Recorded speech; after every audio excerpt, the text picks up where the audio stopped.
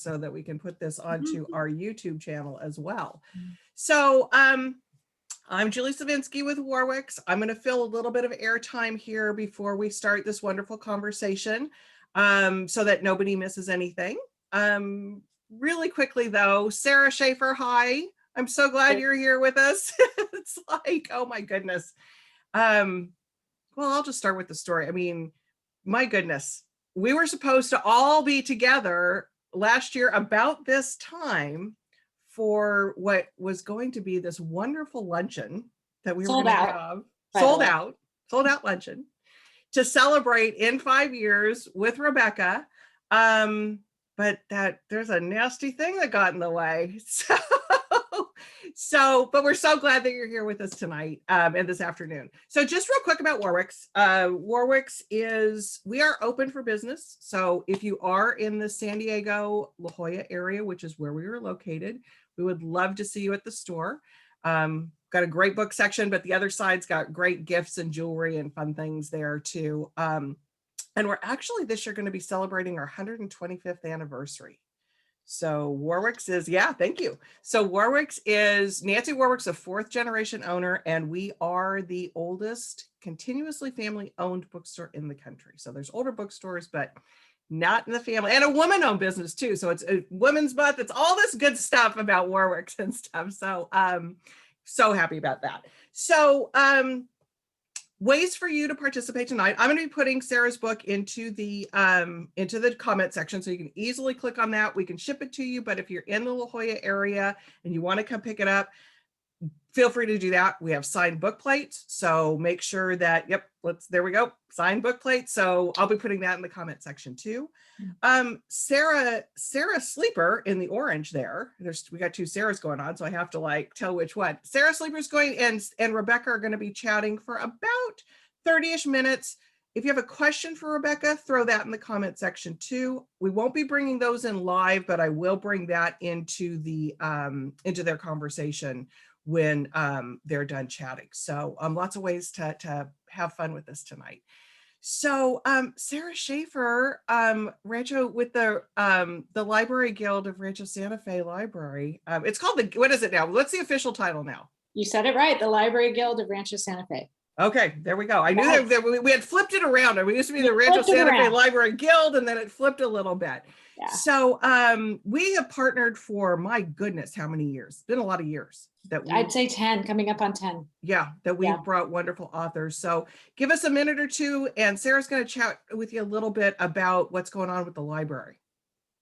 Yeah, so the library has kind of gone through a lot of different phases with COVID, where it was closed for a long time, and the guild still kept operating because we own our old building and we raised money to keep this old building going.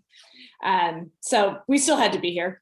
Then the library opened on a limited basis, which it is today as well. So you still can come into the library and check out your books and see your favorite librarians, but the guild is still working hard to raise money, which is what our author talks do.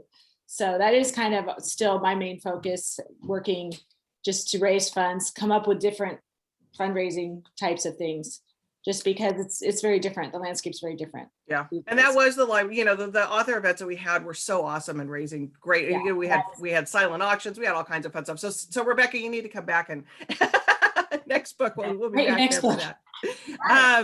But Sarah Schaefer, is there a direct appeal website or link that we can put into the comment section? And we can put that into the comment section. Or you can just go on our website. Okay. The website. There's a link right on it. Yeah. Perfect. So there is a direct appeal. So everybody, as bookstores need help, libraries need help, everybody needs help during this time. So if your funds are such that you can buy books, my thing always is too with authors, it's like, if you like an author's book while checking out of the library, we love you to do that, but also buying a copy maybe for a friend. And that's what's so fun about our events is everybody bought a book. Right. And they could get it signed if they wanted. So we're really looking forward to that coming back because programming coming back, toddler story time and chair yoga and all of that. Perfect. Our patrons are really missing that. So people can go to your website and see what's going on, right? Mm-hmm. Perfect. Not a whole lot of group activity. Right. Well, none of us are None of us are able to do that quite yet. We're getting close. Yeah. Okay, Sarah, thank you. And so we will see you at the end of this maybe. Mhm. Okay. All right. I'll be here. Okay. Okay. So I'm going to start just doing a quick intro of both Rebecca and Sarah, and then we'll toss it off to the conversation. So Rebecca, I don't know if you remember, but we had a lovely pre-pub dinner in Los Angeles. Oh, I remember. And wasn't that so great? It was so great. It was so beautiful. And it was really, I feel like we kind of got into it, if I recall. We were having some fun. We had a good conversation. It was a good one. We were across the table. It was some fun. So I have a dear spot in my heart for Rebecca and this book. And so let me tell you a little bit about her. So she's an author and television writer who lives in Los Angeles. Rebecca developed the hit TV adaptation of her YA series, Famous in Love, and is also the author, there we go, and is also the author of The Dinner List and YA novels, The Edge of Falling and When You Were Mine. She received her MFA from the New School in New York City. And she's here today to talk with us about, everybody hold it up, New York Times bestseller and Good Morning America pick in 5 years. I think we all have different copies probably. Well, we might have the galley maybe. The hardcover, I have the paperback. Yeah, and I've got the galley. I think that you signed. I think I've got your wonderful little note and signature here. Oh, I love that. You also have that if you order a book from Warwick. Right, exactly. So with Rebecca tonight is Sarah Z. Sleeper. And Sarah is an ex-journalist with an MFA in creative writing. Her debut novel, I forgot to ask you, Gaijin? Gaijin. I was in the green room again going, I need to ask her again, because that's one of those words that I just like, whatever reason I stumble on it. Gaijin came out in 2020. We had a great event with Sarah. So look at our Facebook page and you can see that, the replay of that. She also writes essays, poetry, and her short story, A Few Innocuous Lines, won a Writer's Digest Award. In the recent past, she was an editor at New Rivers Press and editor-in-chief of the literary journal Mason's Road. She completed her MFA at Fairfield University. Prior to that, she had a 25-year career as a business writer and technology reporter and won 3 journalism awards and a fellowship at the National Press Foundation. With that, ladies, have a wonderful conversation. I'll see you in about a half hour. Thanks, Julie. Thank you, Julie. Hi, Rebecca. It's so nice to talk to you. I'm absolutely thrilled. So I read the book, of course, and it's so poignant, and it's also very pithy. It's interesting, compelling, contemporary setting and language. It really kept me engaged the entire time. And of course, it's had rave reviews in the year since it's been out, now out in paperback. So congratulations on that. I mean, really, really well done. Thank you. So much has happened, obviously, since the book came out last March. Yeah, the year. Right. Yeah, a year ago on Tuesday or yesterday. Right. Yeah. Yeah. And so today is the anniversary of the actual date that they say the pandemic was announced is today. So this is, I think, good luck because we're changing the fortunes now. But that's right. I like that. Yeah, I really want to know, how it is to launch a book during a pandemic compared to how it was for your other books, which were launched during not a pandemic. How are things different? Well, I mean, so sort of from the jump, so much was different about In 5 Years. It was a really like a publication on a scale that I had never had before. And we found out in, I think, February that we were the Good Morning America book club pick. And right before I left for New York, I think it was either the last week of February or the first week of March, I filmed a segment for GMA that ended up airing then, I think, the Monday after stay-at-home orders. So there was so much that was really different about this book, and it felt sort of bigger, for lack of a better way to put it. Like it just had more like noise and support around it. But it was really crazy. I was in New York on the 10th, which was the date that the novel came out, and I was supposed to go on, I think it was a 12-city book tour, and I remember spending a lot of, our morning started at Good Morning America on the morning of the 10th. And I remember just sort of like, looking at my agent and my publicist saying like, I don't think this is like, I think this is like leading somewhere bad. And everyone was kind of like, it's going to be fine. It's going to be fine. I was like, I don't think it's going to be fine. And then everything happened so fast, right? And we all have versions of these stories where I was in Connecticut the next day and then drove to Boston, and I got to Boston, and one of my best friends, Lila Sales, who's a wonderful author, I basically said to her, like, you need to cancel your plane ride home. She lives in Texas. And I was like, and come on this book tour with me. And we showed up to the hotel in Boston, and they were like, you can have the penthouse because there's nobody else in this hotel. And I like immediately start weeping at the counter, being like, I gotta go home. So it was this really crazy thing where they were locking down cities, and we were sort of still out on the road feeling like, what are we going to do? And also, as an author, like, you never want to let down your readers. You don't want to let down your publisher. Like, so many people had done so much for the launch of this book, and I wanted to make everybody proud. And it was this sort of like odd thing. And anyway, it all ended up working out. And the book has done, like, I'm so grateful for how well the book has done. And I've heard from, readers all over, and it was a really lovely balm of connection during what was such a weird time. So I don't know if that's an crazy answer. That's what I was wondering. And we were talking about this before the event started. Even though it's very difficult to not have in-person events, have you felt pretty good about the fact that you've been able to do some virtual things where maybe you reached people that wouldn't have been able to come to an in-person event? Was that sort of a small silver lining? Oh my goodness. Well, number one, I'll say my mother is the happiest human being on the planet Earth because she gets to go to every single book tour event, which she loves. Right. But no, I kind of selfishly love that I can, like, that friends from all over the country can go to different events, and also readers, if they can't make a certain time and certain place, or they're in Texas or they're in Indiana or wherever they are, can tune into various events. And I also love that I don't have to be on a plane every single day, right? Like, this is all happening from my home, and I can kind of like be in my life and also show up for readers. So I think there's something to be said about in-person connection. And I think that we all miss that. And I think book people are people who like love to show up, and bookstores are our homes. My hope is that we will develop some kind of hybrid system going forward where we can do a little bit of both. Because I do think that there is a lot to be gained by this Right. medium. Right. It's an interesting thing because everyone loves to see people in person, and we all love bookstores. We want to touch the books and we want to interact with the people. But as you say, this year seems to have taught us that we can kind of access things that we might not, or events that we had not been able to. Do you feel that you've been able to keep that connection with your readers intact during this pandemic time? I really do. I think, frankly, more so than if I was having to, be traveling all over the place. I also opened up on my website, RebeccaSerle.com, for the month of March. And I think we're going to open some slots up for April and May. I'm Skyping into book clubs. If you have 10 or more members.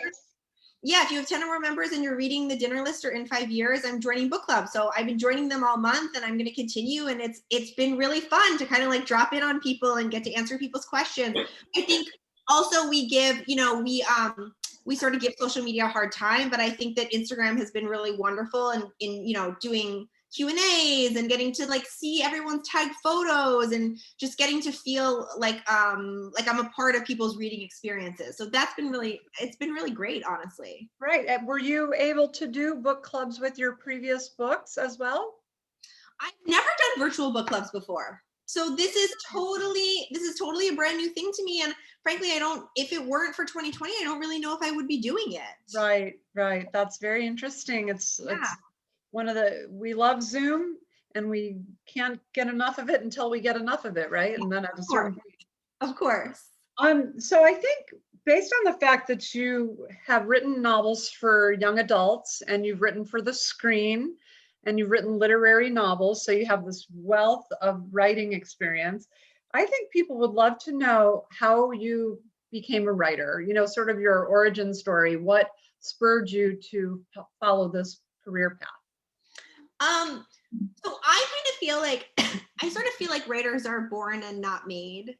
And I was just born a writer there. I always say I'm really grateful and glad that this worked out, because I truly don't have any other skills. Like, there's nothing else I could possibly do. People ask that question, like, what would you be if you weren't an author? And I'm like, homeless? I don't know. I mean, I'm very, very, very blessed that this worked out, but I always knew I wanted to be a writer. And it wasn't like I thought I was going to be a novelist. I didn't really even understand that people wrote books for for their jobs. It was so far. It was like, you know, being on Pluto or something. But I moved to New York and I got my MFA at the New School. I know we both have an MFA background, and I thought, okay, I'm gonna. At the time, I was working at Penguin, the publishing house, and I was also interning at a literary agency. And I thought, okay, I'll be I'm gonna, you know, I'll be an assistant, I'll be an editor. And then I thought, well, you know, I was like, maybe I'll help other people with their manuscripts. So there was a portion of my career right before I sold my first novel where I did a lot of like book proposals for, I don't know why I did air quotes, book proposals for like nonfiction authors who have a big platform, right? Like they have a big like diet and fitness platform, or they're like, you know, right, like health and wellness coaches or whatever, but they don't necessarily know how to put a book together. So I would help with that, and I found it like really creatively satisfying. So I was in the book world, and I kind of started to understand the players and how it worked. And then I sold my first novel when I was 24. Wow. And I was really close, and it was a YA book called When You Were Mine. It was a modern retelling of Romeo and Juliet from Rosalind's perspective, Romeo's ex. And I felt very close. I was a little bit of a late bloomer, and at the time I was going through my first like real significant heartbreak. And I felt very close to the teen experience. I felt like I wasn't that many years removed from what all of like the intensity of that youth feels like. So I wrote YA, and then, you know, as I moved into my 30s, it felt like time to start to tell different stories. There were other things I was personally wrestling with in my life that I wanted to talk about. And I think, you know, like a lot of authors, I kind of write to figure out how I feel about my own life and about the world. And then I wrote The Dinner List, and that was sort of how my current career iteration began. What a wonderful career path. I mean, to be able to have a book sell at age 24 is fabulous. So that's congratulations on that too. Can you talk a little bit about how screenwriting differs from book writing? I think that's a pretty cool difference. And I know the genres are really different in the way they're composed. Yes, absolutely. So I have a book series called Famous in Love. It's a young adult series, and I developed it into a television show, which means I adapted it. I wrote a pilot script for TV, right, based off of the books, and it became that show. We did 2 seasons of it. It was on Freeform, and I believe it's currently on iTunes and I think Hulu, if anybody would like to check it out. But it was my first experience ever working in television. Now I've written a few pilots. And it was a very big transitional chapter for me, mostly because at that point I had been working so solitarily for so long in books, and television is such a collaborative medium. There's so many voices, and particularly when it's a novel that you have written and that you feel so close to and you feel like you have full ownership of it, sort of turning it over to a writer's room and understanding this is going to be a dialogue amongst, you know, many people, right? You have a network, you have a studio, you have all these different voices involved in that creative process. That was very challenging for me. But now at this point in my life, I really love it, because I do feel like when I sit down to write a book, I'm just writing in a vacuum. It's just me and the page. And I really kind of welcome having another area of my career where I can bounce ideas, and I can say, like, what do you think about this? And how do we bring in this character storyline? I think in terms of how it's helped I think that script writing has really helped my novel writing in that it teaches you how to be really good at dialogue. My last novel before In 5 Years is a book called The Dinner List. And it's about a woman who shows up to her 30th birthday dinner. And it's that dinner. If you could have dinner with any 5 people, living or dead, who would they be? So half of the book takes place around a dinner table, and there's 6 people talking. And I don't know if it weren't for my television career, if I would have been able to do that, like differentiate all those voices and kind of like make those scenes still feel like they had movement in them. So I think television writing teaches you a lot about pacing and dialogue, and kind of like how to make a story move, which I think is so important in novels. So do you think, on the other side of that your novel writing acumen brought into the TV writer's room, do you think that brought a different sensibility or a different approach, or just maybe a more comprehensive way of looking at the story or something like that? Yes, although I don't think any of those things were particularly helpful. Okay. Script writing helps books. I'm not sure novel writing helps writing scripts too much. Interesting. I would be curious to hear another sort of like hybrid writer's thoughts on that. Yeah. I'm sure in a holistic way, right? Probably more with breaking story, which means like for those of you who don't know, like breaking story means sort of like plotting, like breaking open, you call it like you're like breaking open a season and figuring out like what that episode or what that season is going to look like, what that character arc is going to be. So I think maybe for the broader scopes of plot, but television and film are so like screenwriting is so mathematical in a way that I don't find novels. Right. That it's sometimes hard for me to kind of like, I don't know, fit myself into line. Got it. But it must have been great to have, it's almost like having your own writers group all the time, to have a room full of other writers, you know, helping each other with the story. It's a really great tool if you can like let go and understand that, you know, this is a part of a collective. Yeah. It's a really wonderful thing. That's so cool. Okay, so I want to talk to you obviously about this beautiful book that just came out in paperback after it came out last year in hardcover, and now it's out in paperback, and we'll talk later about getting it from Warwick's and so on. But Yeah. can you talk a little bit just about the plot? Of course, we don't want to have any spoilers, but please share the plot of this book. Sure. So In 5 Years is about a young corporate lawyer, Danny Cohen, living in New York City. She has a very airtight vision for her life, knows exactly what she wants for her life. We meet her on the day of her giant job interview, the place she's wanted to work forever. She nails her interview. That night, she gets engaged to her boyfriend. Everything is going according to plan. And then, you know, they've had some champagne. They've been out celebrating. They come home. She falls asleep on the couch and wakes up and lives exactly 1 hour from 10:59 to 11:59, 5 years in the future. And she wakes up in an apartment she's never been before with a man she's never met before. She lives that hour, and then she wakes back up in her normal life and thinks that must have been some kind of crazy dream. And then 4.5 years go by and she meets the man who was in that hour with her. And that's sort of a little Wow. pitch for the book. Wow. So, I mean, I love that you asked such big questions like who you would have dinner with if you could have it with 5 people or 6 people. And if you have a 5-year plan, which people always say they have, is that going to come true? So this idea of having these big questions as sort of origins for your stories, is that just something about the way that you think, or do you have, how do you get the idea for the book? Is it that you ask yourself the question and then you want to write how it plays out, or how does that come about? I'm really interested in looking at situations or relationships or ideas that are like very well known from like a little bit of like a different angle. Like I'm interested in like you know, sort of like you have a cube and sort of like feeling it over and like finding the underside and like kind of opening it up. And to me, when I thought about the dinner list and I thought about that question, it seemed sort of crazy to me that no one had ever written a book about that, because it's such an interesting topic and it's such like a dinner party conversation. I also thought that there could be a lot of sort of really interesting like emotional like gold in that. That book is very much about the fantasy of getting to go back in time and kind of relitigate the past and figure out what if you could do anything differently, would you or could you? And then I really wanted to write a book about the future of that, and how, you know, and this is sort of to me the main theme of In 5 Years. Even if you can see what's coming, you can't see what it will mean. This is a woman who gets to live an hour in her future, and she gets to live that hour again when she gets there. The hour is identical. All the dialogue is the same in that chapter. All the actions are the same, but it means something entirely different based off of the life that she's lived.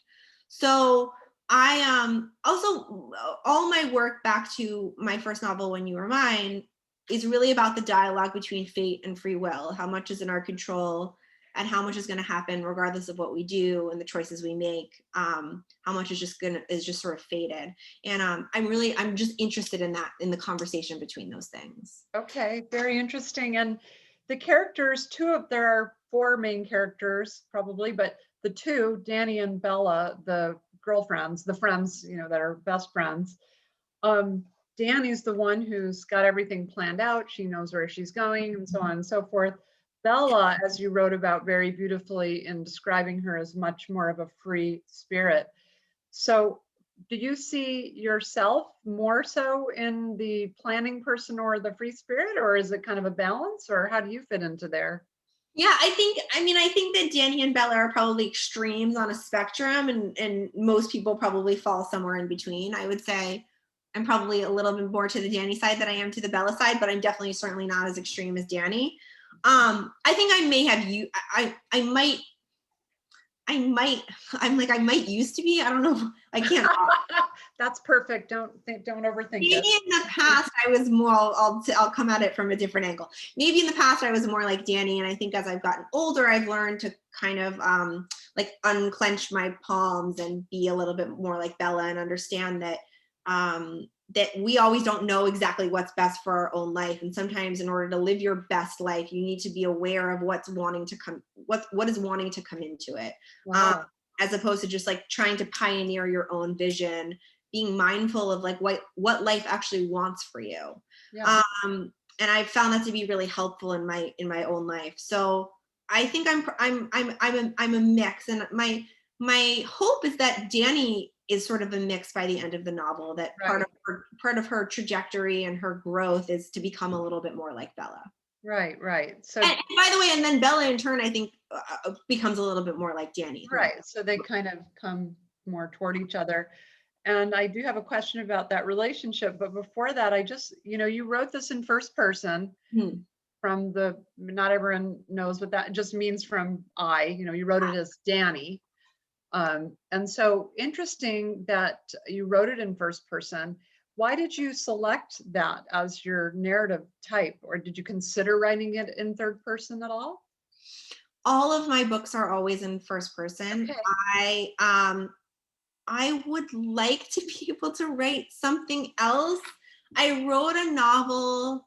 I have a lot of unpublished books on my desktop because for anyone who thinks like you publish one book and then everything you write is worth publishing, that's not true at all. I wish. And it just felt kind of cold to me. I write to make people feel, and I feel like that every authors have different strengths. I don't think I'm like, some fabulous writer. I think that I have the tool that I have in my toolbox as an author is that I can make people feel. And I don't really know how to do that outside of first person. I think that the way I can do that best and the way I can be the most affecting is to place the reader into the character. Right. And kind of live inside her and feel what she's feeling and go Right. through what she's going through. Right. Well, I wrote my book is also in first person, and I asked the question because I wondered if you felt like you had better access to, as you just said, emotional reactions by being in that I voice. Yes, I do. Yeah. I do. Okay. I think it's just sort of like easier to navigate in that. Right. And so again, without spoilers, the book is a lot of the content of the book is about a female friendship, a very strong relationship. And you wrote about it so beautifully. I just really was moved by a lot of that so much. And I wondered, in your own life, of course, you're not Danny and you're not Bella, but I still wanted to know how you feel about the love between friends in your own life, as it might have informed how you wrote these characters. Yeah, the friends in my life, and I feel like female friendship is so central to my happiness and central to my own life narrative. And I think that all of my books in some capacity deal with like really extraordinary friendships, even though they are like love stories. Mm-hmm. I mean, I love a good love story. I find that complicated female relationships are more interesting. They're more interesting to read about, and they're more interesting to write about. I always say that I don't think that any of my characters are based off of other people, but the relationships between the characters are based off of relationships I've had. And I think Belle and Danny's relationship is based off of a few of my friendships that I'm really lucky enough to have. and I think also the idea of chosen family, right? Like this, that we have a family that we're born into, and then there are also people in our lives that we invite into that like most inner circle where like only really family lives, and we make that, and it's almost more powerful because like you don't have the same blood, you don't have to, but you choose it. You really do choose each other in the same way you choose a spouse. Right. So Belle and Danny have really made that commitment to each other, and I'm lucky enough to know what that feels like and looks like. Oh, that's wonderful. I'm going to ask you then on that subject, while you were writing about this relationship in this book, did you yourself learn any emotional truths that you might not have fully understood before? And do you also hope that readers would gain a particular emotional insight here? That's such a great question. All these questions are great, but that's a really interesting one. I will say when I had the idea for this book, and I'm not going to spoil anything, but there's some heavy stuff that happens over the course of this novel, and I remember saying to Lila, my friend who I mentioned before, I was like, I'm scared. I'm scared of what I'm going to have to put her through, because again, when you're writing in first person, it feels so intimate also to you as an author. And I remember, and I'll like never forget what she said to me. She was like, just stay close to her. And I think that this book taught me a lot of it taught me some grace, I think, and some like I feel like it was such a sort of a cathartic experience writing this book, and kind of like taking her through everything she needed to go through, and then also seeing that there is sort of like light after darkness. And my hope for what readers take away from this is that even in extraordinary times, right? And I feel like we've all been living through that even when life turns out so differently than what we thought, that there's still like beauty and truth in that. And that the more, as we were discussing briefly beforehand, the more we can kind of like be aware of what life wants for us, the more we can kind of like open up our hands and be more receptive and kind of like see ourselves as part of something. And I feel like the happier we will be. So I hope that readers take away a sense of peace and a sense of connection from the book. That's really all I could wish for, particularly in this time. Right. That's lovely. A book that will give someone some emotional respite too from what's going on in the rest of the world. Yes, for sure.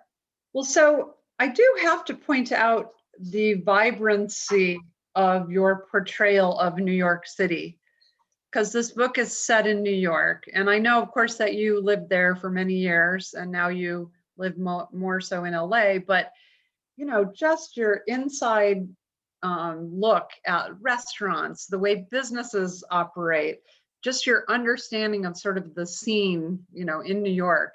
It really brought New York to life as almost a character, I would say. For me, it was like a character in the book. I would like to know what, in your mind, New York's importance is in this story, or just maybe in general, but in this story in particular. I love that you felt that, because that is true for me. I spent the entirety of my 20s in New York City. It is a place that holds like all of my really sort of like significant growing up memories in that way. There are whole like neighborhoods or street corners where like I fell in and out of love or had giant fights, or the corner of Perry where I got the email that I was going to be a published author for the first time, right? Like there's all this, like New York is such a nostalgic place to me. And it's also it was my home for 12 years. And so and I will also say all the places, both in the dinner list and in 5 years that are mentioned, they're all like real restaurants that, used to exist. Unfortunately, this year, a lot of places have gone. And my website, I'm just going to do a shameless plug, has a whole book club section where we have like walking tours of both of the books to go to all these various restaurants. And there's like a sample like dinner menu and different restaurant menus from like the places that Belle and Danny go and the places that Sabrina goes in the dinner list. It's really fun, and I hope it will kind of like root you in New York. So check that out if you guys are reading it. But New York, I mean, that's how I feel about New York. And I think New York is a really special place in that way. But I also don't know. It's the place that I sort of became a person. Mhm. So it has that significance for me. But it's also a place that I saw represented in, Nora Ephron movies and the Yeah. stuff, the sort of romantic comedies that I grew up on that made me want to contribute to that space. Right. And your portrayal of it is, I love that it's contemporary. It's not pandemic, which is nice. It's to be in New York when it's not the pandemic. And I think it would definitely I think people will love following your recommendations of going to the places that the characters went. I'll do that. That's so much fun. I love that. We worked so hard on those book club guides, and I love them. I'm kind of obsessed with them. So anyway, I loved it too. Only reason I can't talk about them is because they give away too much of the plot, right? right, they do. The book club stuff does, but yeah, it's the book club stuff does. Yeah, such a helpful thing to have that at the end, and also the interview with you at the end of the book is also really, really nice. So I think people will really enjoy that for sure. So here's another. Do you think people that or do you have a 5-year plan? not anymore.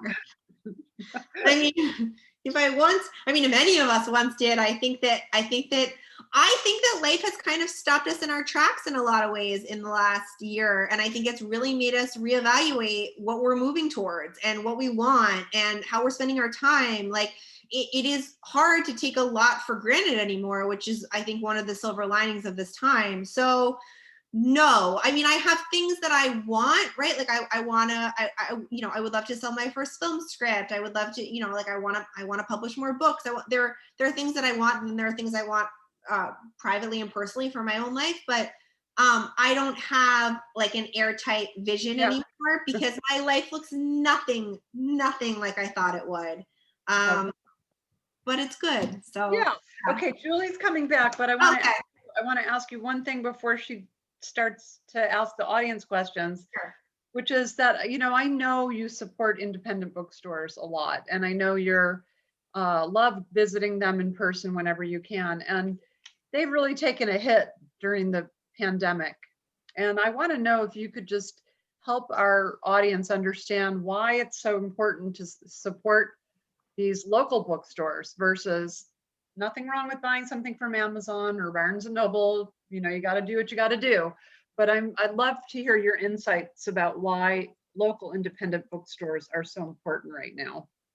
I mean, you hear authors say this all the time, but it's really true. They are the bedrock of our community, as and I don't just mean as authors, like our publishing community. I say that they're our home. Like bookstores are where we live. They're just the lifeblood of this.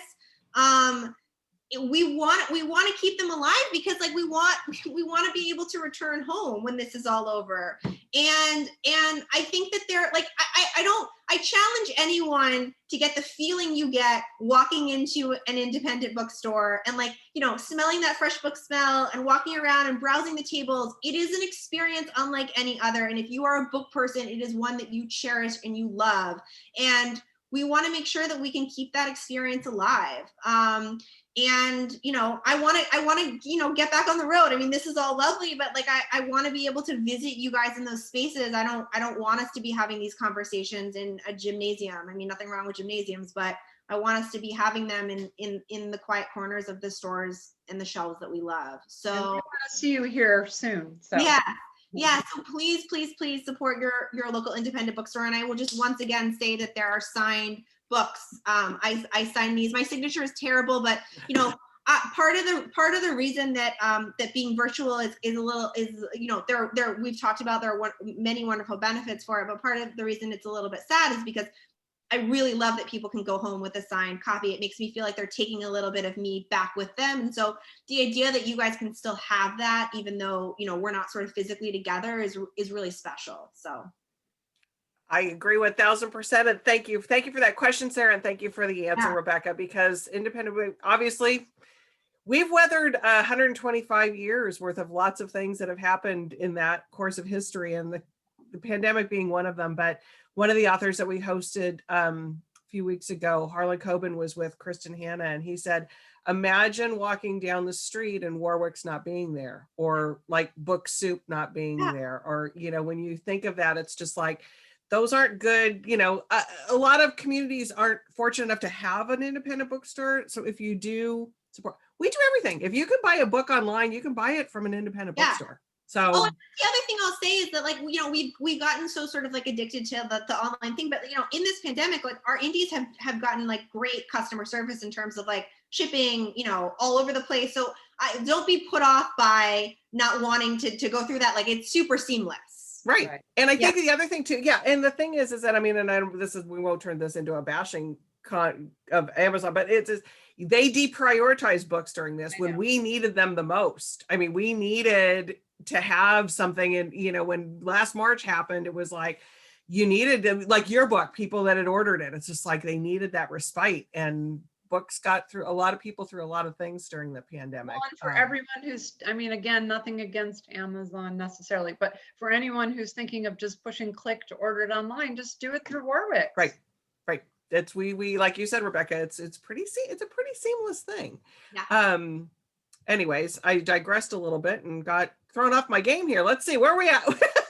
We got some questions coming in. You have lots of love in the comment section. Aww. People are so happy about you being here with us and virtually, and people love the dinner list. And so lots of really good things going with that. And for some reason, I don't know what's going on with my kid. There we go.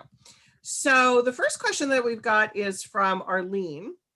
Okay, hi, And she wants to know who some of your favorite authors are and what you are currently reading.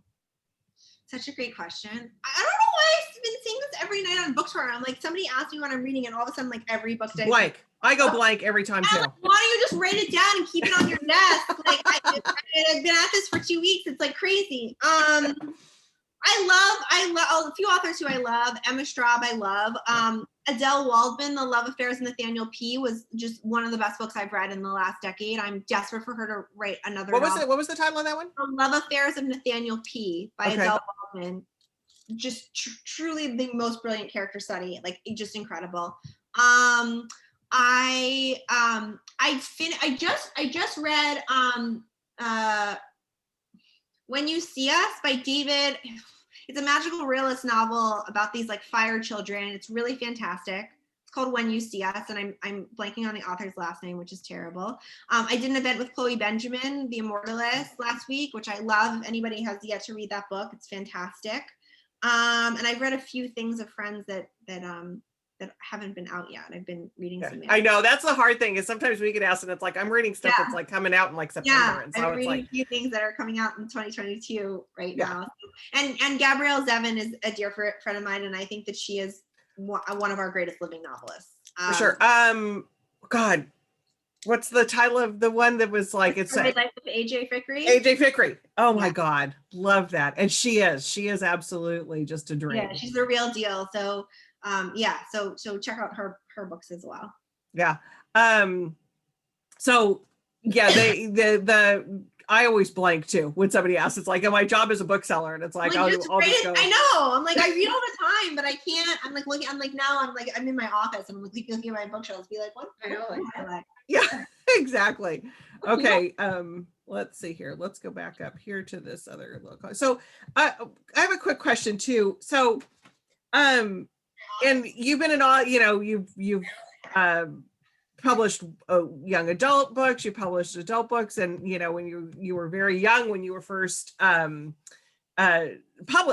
But can you pick one memory or one thing that you remember as an author that was just like so cool, that was just like that you were like, oh, and it was because you were an author that you got to experience that?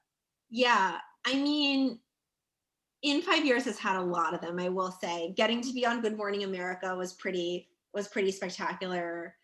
Getting to do interviews with FabFitFun, that was really amazing. Oh, those ladies are those are some great ladies, aren't they? Oh, amazing. But I think like when I think about being an author, my favorite memory is definitely my parents were visiting me in New York City, and we were walking around the West Village, and I got a call from my agent that said, Anika Risi, who was my first editor at Simon Schuster on my first novel, that she was going to make an offer and she wanted to buy my first book. And that, I mean, like nothing can Wow. Nothing is quite like the first time you hear that, right? And you're like, oh my God, it's gonna, because when you're a writer and you want to be an author, like all you ever want, and of course the goalpost changes and changes and changes and changes. Right. But at the beginning, all you want is to have like one copy of one book in one bookstore. And that's what it is, right? You just want to be able to walk into a bookstore and see a copy of a book you wrote on the shelf. And I remember the moment when I knew that was going to happen, and that was really special. Yeah, that is so great. And that's one of those things. And I loved when you guys were talking about like what plans we have in 5 years and what our lives are like, and comparing yourself to one character or another. And last year just threw all of those things like right out the window. I just don't think anybody can do like whatever kind of personality you had last year compared to this year is probably completely different. Totally. We've all gotten just like it did some good things. I mean, there was some really bad things, but I think that, and a lot of the comments in the comment section were things like your book clubs that you're doing now, you might not have done that. And look at the joy that you're bringing other, all these other people, and that you're enjoying it too. So fun for me. I love being able to see, like last night I zoomed into a book club, and there were all these people sitting around with my book, and I was like, and the other thing I will say about the book clubs is I don't get, when we do like public facing events, I don't get to talk about the spoilers, and there's a really big twist, and half of this novel is something that we can't really discuss freely, and understandably we want people to read it with fresh eyes. But that's one thing I love about the book clubs, is that I can really answer your questions about the second half. Right. I've done a thing before where we've stopped we've done a spoiler version where it's like, okay, stop. If you don't want any spoilers, get away now. Yeah. Because there's sometimes where I'm like, okay, what was this? Yeah. So tell me. But that's a thing that, so there are some silver, I don't like that silver lining thing, but there are some things that have come out of this, and connecting with readers that way is so cool. And it's probably interesting for you also, because I mean, us in the industry, we see things a certain way, but readers sometimes come up with things that are just like even surprising to authors, I think. Yes, for sure. Like what they'll pull out and what they kind of think are interesting. So yeah. Well, our time is about up here. Everybody's saying how great this was. They're so thankful. Sarah Schaefer, are you still with us? You want to, there you are, and you want to unmute? There you are. So Rebecca, what are you working on next? Is there? I am working on edits for a new novel that I will be able to tell you more about shortly. For now, I'll say that it has a magical element, and it's also about a very significant female relationship. And so, yeah, sometime in the next few months, I will say when that book will be out and okay. On that. Do you think 2022, or is it going to be after that? There's a good possibility. Good. Okay. Well, I'm going to speak for Sarah Schaefer. Speak for me. And I'm going to say, please come down and let's do a luncheon. Oh, we would love it. I would love that. I would love that. We'll make it happen. Well, so Rebecca, I dropped into the chat your website, so people can go there to find out about the book clubs. Like, can they find your social media there too? Like what your all my social media, all the things are on RebeccaSerle.com. And again, we have all those book club guides and all those fun book club kits. So check it out. Perfect. And Sarah Z, what's the best way for people? Are you a Twitter? Or are you a Instagram? What do you like to do? SarahZSleeper.com. Okay. And you have everything there too. Okay. And Sarah Schaefer, does the Guild have its own website, or is it just with the yeah, it does. It's rsflibraryguild.org. .org. Okay. I'll drop that into the chat too. Okay. So ladies, thank you. It's international. I love seeing all these women on the screen here right now. Yay. So I'm going to take us off of Facebook. I thank you to Simon & Schuster Atria for allowing us to host you. We love everybody there. They're wonderful. And so thanks everybody. And Rebecca, thank you. And thanks, Sarah. Great talking to you, Rebecca. Enjoyed it. Bye. Bye.